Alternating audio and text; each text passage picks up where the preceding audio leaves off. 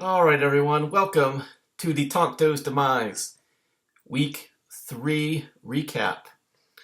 I am the Wizard of Winber, Tonto Bowl 2, 8, 9, 13, 15, 18, and 21 champion. I think I forgot to do that last week. But anyway, sorry some of you guys. I tried really hard, prayed, but I don't know about you guys, but my prayers tend to never be answered, and I don't know if they were just if they were answered in with contempt this week. We lost. There were several injuries. Some people said I spent some time last week. I guess a little bit doing some complaining, but I mean not so much, maybe not really complaining, but like, so when you lose your starting quarterback, which I was just excited for this year, said it was just a real letdown, but not suffering quite as many injuries as some people. Like, I guess we should just get it right out of here. Gags, man. Your team, I look at your roster. You have more O's next year. Your roster has more O's than a porno movie. Really, it's just, yikes. I mean, some of those guys are coming back. Some of them are done. But yeah, you really. I mean, Daniels is only out temporarily. Godwin's coming back. Worthy should be coming back. Mark Andrews actually looked rejuvenated last night. Problem is, Gags, Najee's done. Connor's done. Your only running back right now is Saquon and Kareem Hunt. Those are the only two running backs on your entire roster. Yeah, so you're gonna have to be doing some wheeling and dealing as you have a long history of doing, trading yourself into something stronger than you had before somehow. There's not much to pick from on the waiver wire here, so yeah, it's going to be gross if you're having to start Kareem Hunt on a regular basis here. So anyway, I apologize don't know if we said I always ask, please, no more injuries. And like this year's just been a bloody bloodbath so far. For some more than others, but that's the way it goes. It seems like every single year you're just trying to navigate the minefield, so to speak. All right. Anyway, let's get down to business and talk about the events of Week 3. We always start with the defending champion. This year it's Possum Magic. And he ended up in what was the biggest rout of the week, with going up against Gags to Riches. The final score here, Lamar Jackson getting some garbage time at the end of that game, inflating his numbers. Him and Derrick Henry. Let's see. Possum Magic, I believe, was it the highest score of the week? Yeah, just by a little bit there, thanks to that garbage time with Lamar Jackson, 192.5 to Gags, 118.8. All right, for Possum Magic, Lamar goes for 51. Sutton goes for 24. Jacoby Myers, 9.5. Stephon Diggs, 5.5. Derrick Henry looked strong at the beginning of there, ripped off a long touchdown run. But then Detroit kind of stuffed him after that, and again, he loses a fumble in the fourth quarter that sets up the opponent with a scoring opportunity and basically not costs them the game, but sets up the Baltimore's opponents in a good position, and they have ended up winning the game there. All right, Jonathan Taylor, who I guess I have to draft this Jonathan Taylor. I guess I just have to.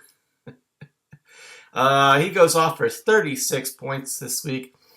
Dallas Goedert, 10.5, excuse me. Chris Olive, 10 catches, but only 57 yards. Goes for 15.7. Fairbairn goes for about 3, and your Tampa Bay defense, Yahoo says 19. Looks like you got about a 9-point bump there to 28 for your defense. But yeah, pushing 200 there with 192. Good quarterback score, good defense score. Taylor going for 36 helps you. The rest of your guys pretty much just have to show up, and you're going to be having a pretty good score there. Way more than enough to get past Gags to Riches this week, who didn't have Jaden Daniels, so he was heavy on the Jacksonville Jaguars, who unfortunately only put up 17 points this week. Trevor Lawrence goes for 29.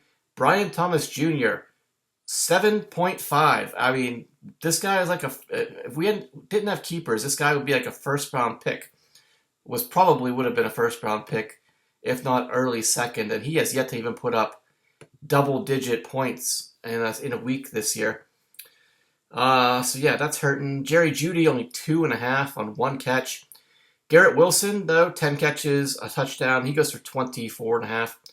Saquon, 9.5. James Conner, 6.5 before he goes out for the rest of the year with an ankle injury. Tight end, Brenton Strange goes for 12. D-Hop in the flex, only 2.5. Aubrey, a guy named Brandon in your kicker, the Dallas kicker, he goes for about 9. And then your San Fran defense, Yahoo says 7. Looks like, would 9 be too much? So, yeah, looks like 16 for your defense there. But, yeah, basically everything, Gags, everything that could have gone wrong this week kind of did for you. And you are, I guess you should say, you are eliminated from the knockout pool if you didn't guess already. And things can only get better from here, hopefully. Yeah, we'll see what you can do to turn things around. So you're getting a couple guys back. Daniels, we'll see what Godwin can do. So you got Mark Andrews, might start putting him back in after his performance the other night. But yeah, I mean he's been so hit or miss. But so the only running backs left on your roster are Saquon and Kareem Hunt. We'll see what you're able to do there. If you can swing a trade for another running back. So you've got these guys, Worthy and Godwin. Maybe you can do something with one of them. Maybe get somebody to bite on Brian Thomas Jr. while his stock is really low. That's not really. I mean, we'll see what somebody will. Somebody might overpay. We'll say, no, because he could turn it around. You know, I don't need to explain it to you guys what all different things could possibly happen. But yeah, Gags, you're gonna have to do some wheeling and dealing, whether it's through trades or whether it is through free agency or a combination of both. We all know you've got the ability to do some of that stuff, pull some strings, make some magic happen, and get your team back into contention here. All right, Possum Magic, he moves to 2-1. He's in second place, while Gags to Riches drops to 1-2. He is in 10th place. And we will just go right down my Yahoo line here. And I am on top, which is, I'm sure, you guys are always on the top of yours. All right, we got the Wizard of Wimber going up against Biscuits and Porn. This one was a family affair, a grudge match. Brother-in-law versus brother-in-law. Biscuits somehow every year always seems to get the best of me. But so far, I think we do play. We'll play again the last week of the regular season. But this week, the Wizard of Wimber gets his first victory, knocking off Biscuits and Porn. 177.5 to 152.6. All right. Drake May goes for 49 points. Perhaps I won't be in too bad a position with him. But we'll see. I think he's scored like the exact same thing like every single week. Like 48 every week so far. So Knock on wood. Not gonna jinx. Don't want to say too much. All right, what do we got? We got Puka, we got DJ Moore, and we got Troy Franklin. Puka goes for 23. DJ goes for 13. Franklin only goes for 3. Was very close to pulling him out, Franklin there, and putting what's his name? Io from the Titans there. Was really close to putting him back in whenever I saw that Jim had switched out Bo Nix for Caleb Williams. Really, Franklin was only plugged in there because Evan Engram was going to be out, and said he had Bo Nix as his quarterback. Was out doing stuff. You guys don't care. Making excuses for. Fortunately, it didn't cost me. But he only went for 3 points. Should have put Io back in there, but didn't. Travion goes for 8. ETN goes for 11.5. Ferguson goes off with CD Lamb going down. 13 catches, 21 points. Jahmyr Gibbs in the flex on Monday night scores twice, gets 27. Lutz and the Denver defense. Lutz, the Denver kicker, and the Denver defense. Lutz goes for about 9. And I believe this score was correct. Denver defense, 14 points. Fortunately, it was enough to hold on against Biscuits and Porn. It was basically Jahmyr Gibbs versus Jake Bates last night on Monday night. I had about a 5 or 6 point lead, and Gibbs scored a touchdown on the first drive of the game, which pretty much made me. Not that I was really sweating very much, but that pretty much iced it. Would have been very weird if the Lions kicker outscored Jahmyr Gibbs. But anyway, Biscuits makes a good choice plugging in Caleb Williams versus the Dallas defense. He actually has a bink this week, and his actual score was 54. T. Higgins, yikes. I don't know what's going to happen here. Well, maybe it was just the Minnesota being at Minnesota. We'll see how much is it not having Burrow there, was it just the Minnesota defense, or was it a little bit of both? But if you're Biscuits and Disco with Jamar Chase, you're probably a little bit nervous right now going forward. T. Higgins only 1 catch, 2.5 points.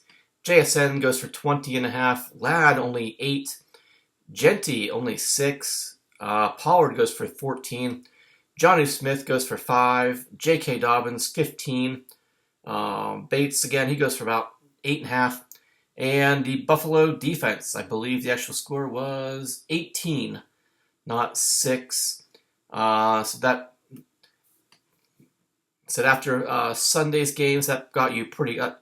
Buffalo's defense added a pretty good. Said mine didn't really do anything, but Buffalo said 12 points there to your score. Made our matchup closer than Yahoo thought it was, but fortunately, said Gibbs was able to have a good game there and pull this one away. Wizard of Wimber gets their first victory. They're 1-2. They're in 9th place. Biscuits and Porn drops to 2-1. He is in 6th place. All right, then we've got the Battle of the Defeateds. Somebody had to go 0-3 after one of these matchups.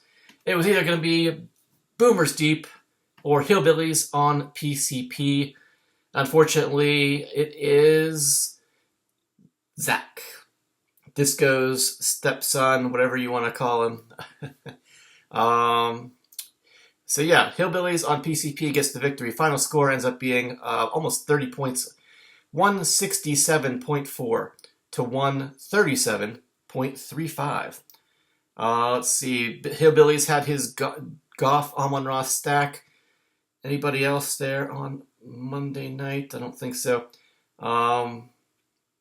Let's see what they scored. 54. So yeah, Hillbillies was down about 20, 25 points or so going into Monday night. But again, he had his quarterback and Amon-Ra St. Brown stack there. So he was feeling pretty good unless something unforeseen happened to Goff. Most likely, Hillbillies was getting the victory here. And that's what ended up happening. So Goff goes for 35. Tyreek goes for 16. He gets a touchdown this week. Amon-Ra, 20.5. Nico, 22.5. So yeah, solid performances up and down most of your lineup here this week. For Hillbillies, Hampton goes for 25. Judkins goes for 16.5. Bowers for 10. Keyshawn Boot goes for 5. Carlson, your kicker, goes for about 5 as well. And then, surprising one here, the Atlanta Falcons defense. You went against your Steelers defense, and perhaps a result that nobody was really expecting. Atlanta gets shut out by Carolina, 30-0. And I think they still managed to get you a little bit more than what Yahoo says here, which is 7. Brian, looks like you got like 6 extra points to 13 from your defense. But yeah, 20 or so from Amon-Ra, Nico, Hampton, 16 for each from Tyreek and Judkins. Those are the type of numbers you're looking for or hoping for every single week. Going to get you a lot of victories. And this week I got you your first win. For Zach, we got Dak going for 44. Justin Jefferson, 12.5. DK, 12.5 also. And then Dubs going for 4.5. Josh Jacobs, 12.5. Pacheco goes for 6. McBride, 15.5. Cooper Kupp in the flex, 5 points. Not sure how much longer you're going to keep riding that. Zach, man, you really don't have much else to choose from on your bench here, buddy. Jaden Reed on IR.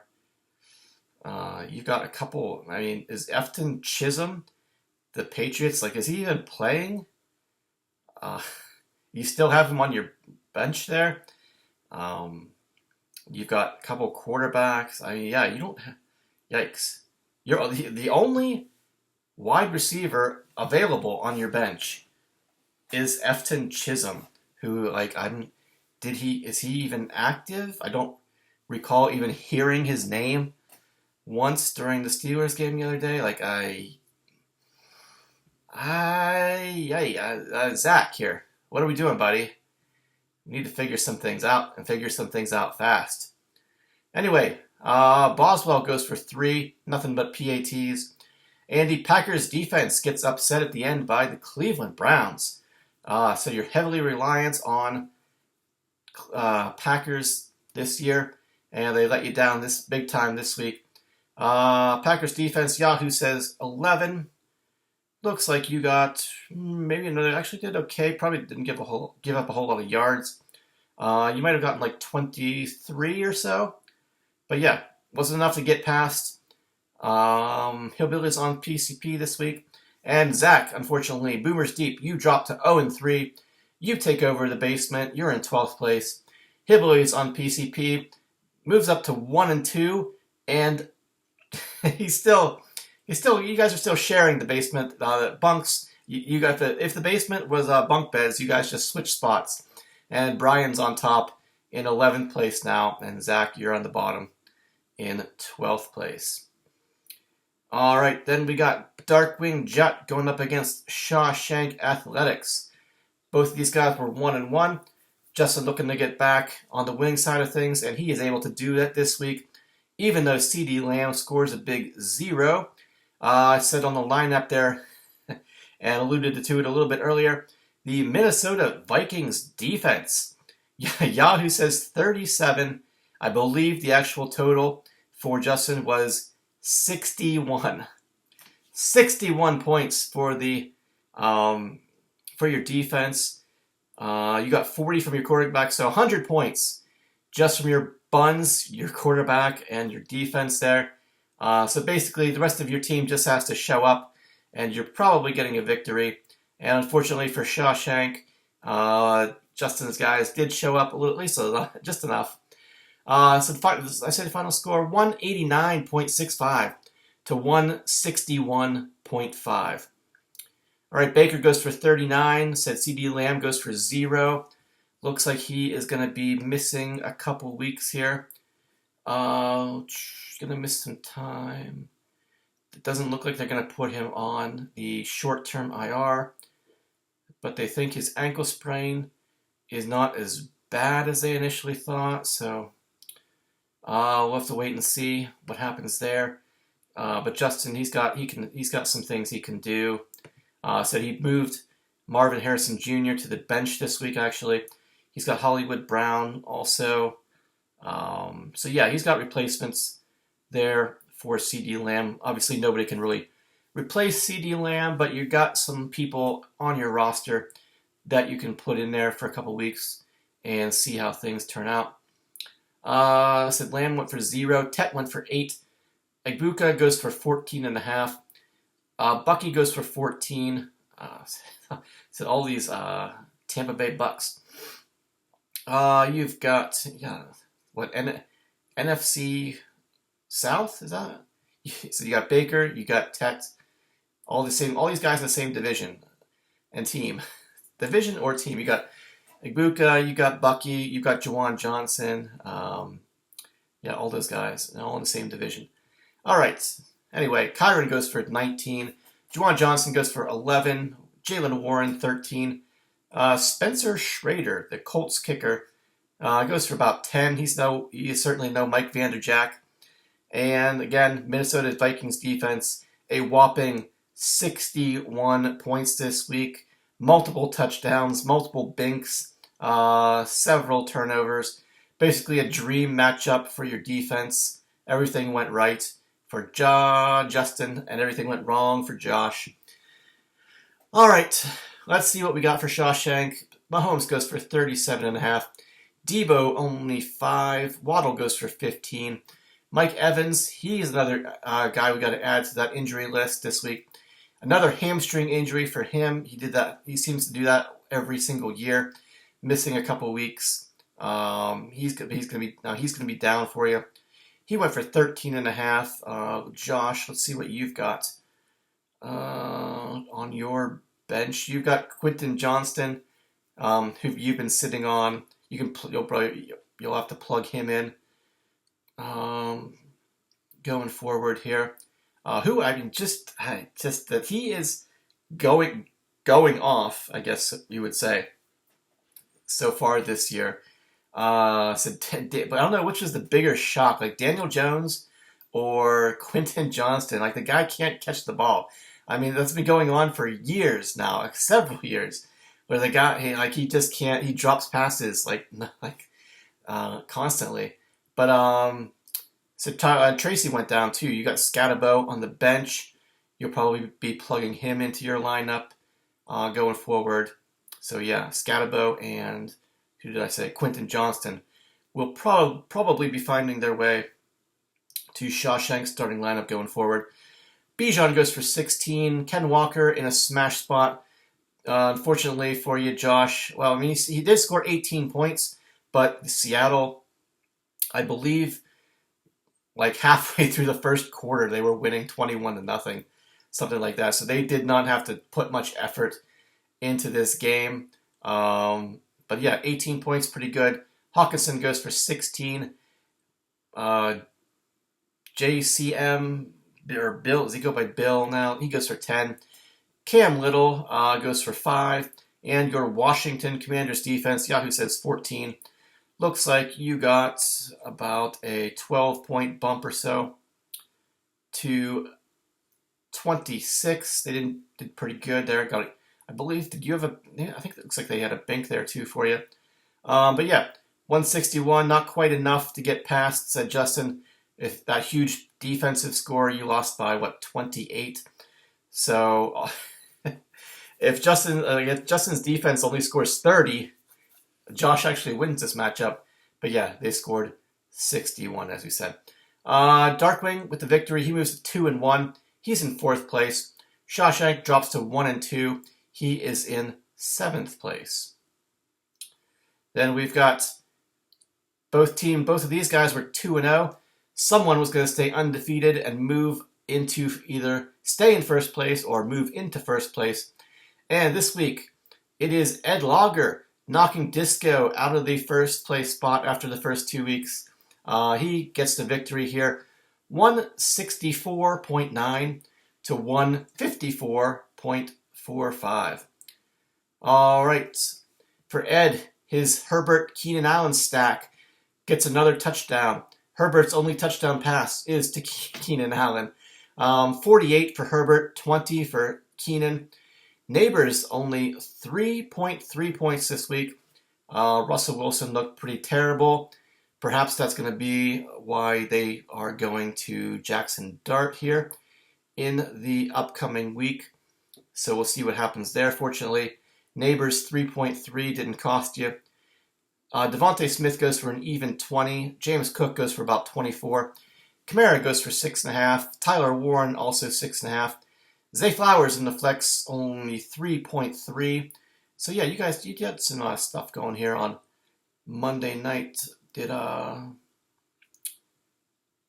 had Disco had Jamison Williams and Tyler Loop, the Baltimore kicker here, versus Zay Flowers.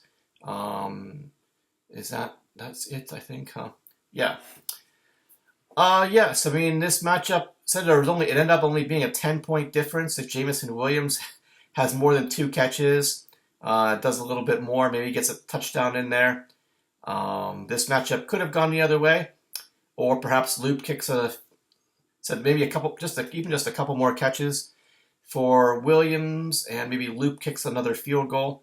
This matchup could have gone different because Zay Flowers didn't really do too much. But yeah, it happened what happened. All right, Jake Elliott, your kicker, the Eagles kicker, just a couple PATs for him.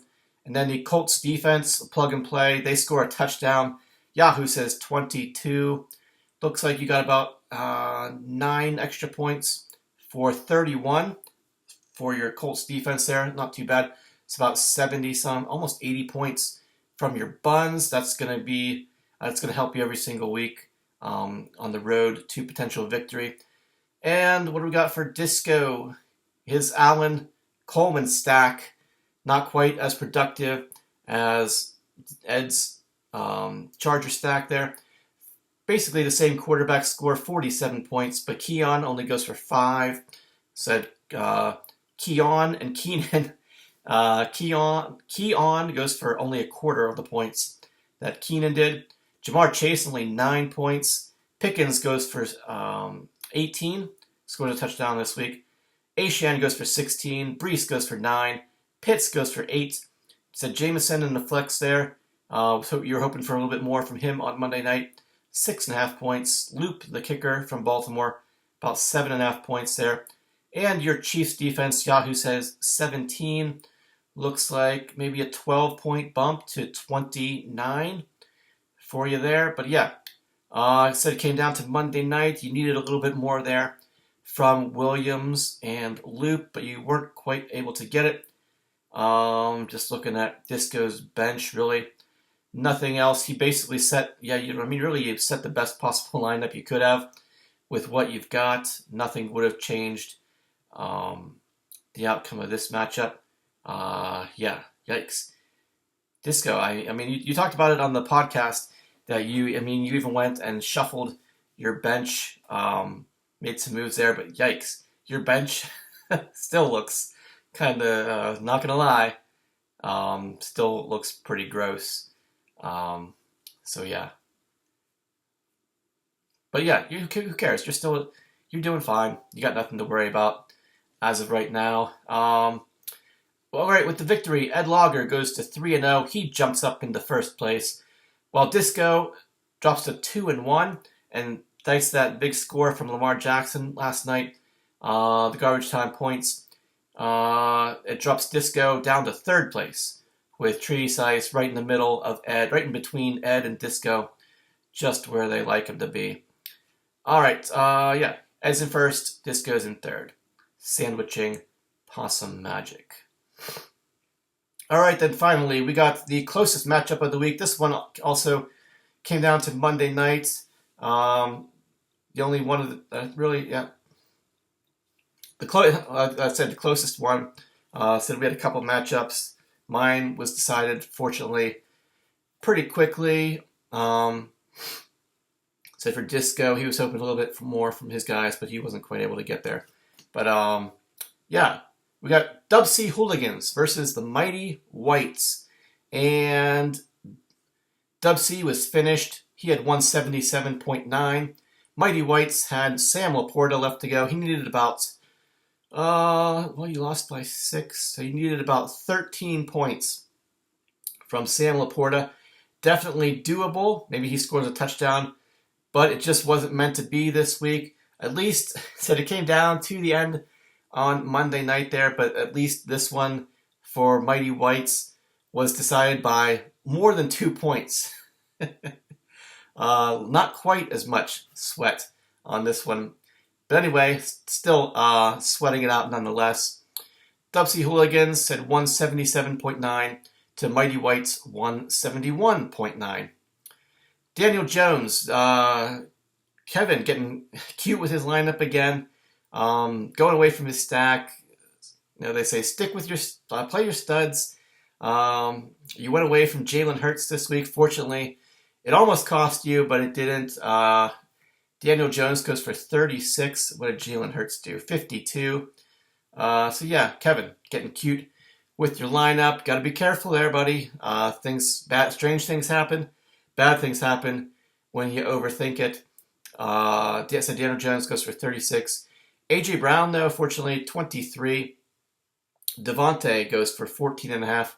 Pearsall goes for almost 20. Chase Brown, 6. Jordan Mason goes off in this matchup. Over 100 yards and 2 touchdowns. He scores 26.5. Tucker Kraft goes for 6. Javonte Williams, 12. Dicker the kicker goes for about 12 also. And then your Eagles defense. This matchup, so another thing deciding this matchup was the blocked field goal at the end of that game. Ran back for a touchdown. That's a 9-point play. Even more than that, because assuming that the Rams kicker makes that field goal, the Eagles lose this matchup, and instead of +3, you get -3. But yeah, anyway, Yahoo says 19, and I think because they gave up a ton of yardage, didn't do much else to it, was already recorded. Yahoo says 19. I think your actual score was 22, so there was only a small bump there for you. But yeah, in a matchup that was decided by 6 points, that basically was the deciding factor in this matchup. The Eagles blocking that last second field goal attempt and scoring a touchdown. For the Mighty Whites, what do we got? Mac Jones. A lot of San Frans here. Mac Jones. The fact that you're starting Mac Jones, it does not exude confidence, I'm sure, on your part there, having to trot out him. But he got you 42 points here. Can't complain about that. But I think he aggravated a preseason injury with his knee. So we'll see what happens there. What goes on in San Francisco that these guys can never, ever stay healthy? Every single year, all of their guys, everybody across the board has some, no one can stay healthy on the San Francisco 49ers. But it's not just this year, it's every single year. I don't know what goes on out there. But anyway, we got Drake London, we got Scary Terry, and we got Adunze. Drake and Terry go for the same thing, 10.5 each. Adunze scores a touchdown and goes for 15. CMC goes for 24 on 10 catches. 10 of Mac Jones's 27 completions go to CMC. Stevenson in the running back spot here, questionable choice there when you got David Montgomery on the bench. Stevenson loses 2 fumbles. Another thing that could basically decide this matchup too, Ramondre Stevenson, one of his lost fumbles, he was literally this close to the end zone. So instead of losing a fumble, he scores a touchdown there. That's an 8-point difference. That the matchup goes the other way. So lots of little things that could have happened this week, but did not. He only ended up going for 4.5 points. Well, I think Monty went off for 30 plus. Laporta said you needed about 13 points from him. He only got you 7.3, unfortunately for you. Swift in the flex goes for 11. Butker goes for about 11 also. And then the Seattle Seahawks defense, what did we say their score was? Like 35, I think. Yahoo says 20. Was that a 15-point bump? Yeah. I think it was 35 we said. But yeah, this matchup was attainable. It was within grasp of Mighty Whites, but just could not quite get there on Monday night.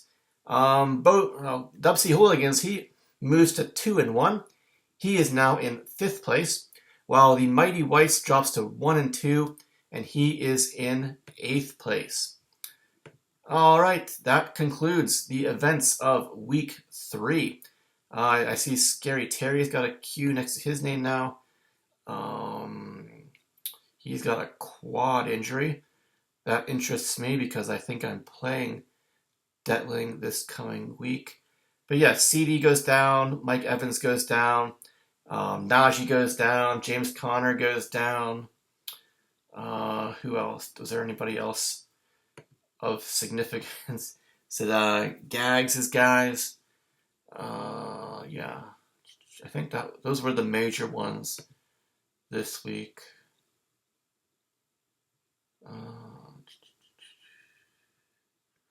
But yeah, the big ones. I mean, the position that it sticks Gags into. So I'm most interested to see how he is able to navigate his way out of that situation there. We'll see if he's got some trade offers in the works. He's making some, perhaps negotiating with some people. Who has... So James Conner is gone. Somebody has Trey Benson, I'm sure already. Possum Magic has Trey Benson, so he'll probably be plugging Benson into his lineup going forward here. Because Possum Magic's, that'll make him pretty strong at running back. Probably the best in the league with Henry, Taylor. And if Benson can do what James Conner does, just solid score every single week.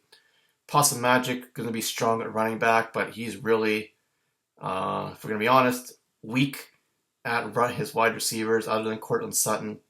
His wide receivers just don't really do too much for the most part. So yeah, we'll see what he decides to do. Maybe swing a trade to boost his wide receiver core. But yeah, Gags got to do something. He's got to do something, most likely, about his running back situation here. All right, what do we got? So Gags was eliminated from the knockout pool. I don't even know that there's a lot of stuff to choose from in the free agency here. What do we got? Tolbert, the Dallas receiver, with CD Lamb out for a little while. But as someone with experience on that guy, he is really, his potential is there, but he just ends up letting you down. They also got this Turpin guy. Trey Tucker, the Raiders receiver, he just popped off for a huge performance this past week. But he's been around for a couple of seasons now and has never really done too much. So, but you just, at this point, you're reached on. I'm probably not going to do anything this week with free agency. So kind of reaching for these guys. I feel like after week 1, with Kittle going down, maybe overreached. Maybe it might have been on tilt there with Kittle going down and going for Fannin. Maybe that wasn't the best idea, but kind of just needed somebody. Obviously you don't know what Ferguson's going to do, but he's ended up being solid there. But otherwise, just looking at these, there's some receivers out there in free agency, a couple running backs maybe. Some people are going to take chances on, so yeah. But nothing really stands out. Nothing really pops off the page. So we'll see what people spend for Trey Tucker. But yeah, just not sure that you're going to get, you're not going to get a 40-point performance from him most likely ever again. But yeah, it's just, so like I said, at this point, you're just kind of throwing darts at these guys at this point in the season and hoping that maybe there's some consistency. You've got guys, I mean, just speaking from my situation, and I'm sure other people feel like the same way, or in similar situations. And again, I will express my extreme disdain for our shortened draft and our shorter benches, and the fact that you maybe draft like a couple guys like in my case, like Thornton and Kyle Williams, like these guys that more prospect picks and hoping that they pan out, and a lot of times that it takes a while for them to pan out. But then you get it stuck into the situation where, said you're 0-3, you're 1-2. I said these guys just really aren't doing much. But you need points and you need victories now, and you end up cutting ties with these guys who end up popping off later in the season. Then it becomes a free agent scramble for those guys, and maybe you don't have the budget to get them back when that happens. And you said you're only cutting ties with these guys because you don't have the bench space anymore to sit on a player or two and just see how they progress throughout the entire year. But yeah, you get it. So you get into put into those spots where you need something and you need it right now. You can't wait around. But anyway, I digress from what's important. Anything else that we need to talk about? Hold on, I'm going to sneeze. Sorry about that. What do we got in week 4? Said I get Detling this week. Our projections pretty much even there. Said both of our. I'm excited for this matchup mostly to see what our defenses do, because I got Denver at home against the Bengals, who just crashed and burned in Minnesota. And then you got the Chargers at the Giants, who obviously they just crashed and burned the other night against the Chiefs. But they're also, it looks like they're starting Jackson Dart, so rookie quarterback this week. The only thing I like about that matchup is the Chargers are a West Coast team playing at 1 o'clock on the East Coast. So maybe that gives the Giants a little bit of a benefit there. Other than that, yeah, our defenses they should feast this week. So yeah, that's going to be interesting to see. Other than that, what else we got? We got Boomers Deep versus Possum Magic. Tough spot there. Projections pretty much even right now. Zach, you don't want to drop to 0-4, digging and try to end up. The deeper you dig the hole for yourself, the harder it is to climb out of it there. We got Biscuits versus Gags. Gags is reeling. We'll see what if he can cobble together a lineup this week. Justin versus Dub C, 2-1s. 4th place versus 5th place. That should be a good matchup. Disco versus Josh, 3rd versus 7th. Should be a good one there too. Then Ed Logger, 1st place versus Hillbillies, 11th place. Ed trying to stay undefeated, while Hillbillies tries to knock him off and get back to 500. So yeah, we're gonna have some good, interesting matchups this week as the standings positioning starts to take shape here. I never want anybody to just run away with it. So yeah, we'll be seeing how if Ed Logger can stay undefeated here. Let's see. Again, we got the symmetry of the standings here. One team at the top at 3-0, one team at the bottom 0-3, and then the other 10 of us are either 2-1 or 1-2. So, Brian, you're only one game out of 2nd place. Don't feel too bad. Although you are at 100 points behind Possum Magic after only 3 weeks here. But yeah, that's it.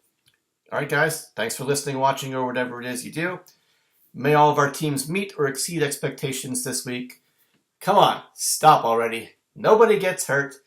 Everybody has fun, and we come back here next week to talk about the events of Week 4. All right, yeah, we're gonna have some good matchups. I get to go up against Detling here. Always interesting to see how that pans out. Any other kind of grudge matches? Not really. Juddy versus Dub C. Disco Josh, a good one. So yeah, we've got some good matchups. Gonna be fun to see what happens. Again, nobody, please no, stop taking our players away. All right, guys, thanks for listening, watching, or whatever it is you do. Kevin, your dog just took a shit on a tick over there. If you could clean that up, please. All right, guys, thanks again, and bye-bye.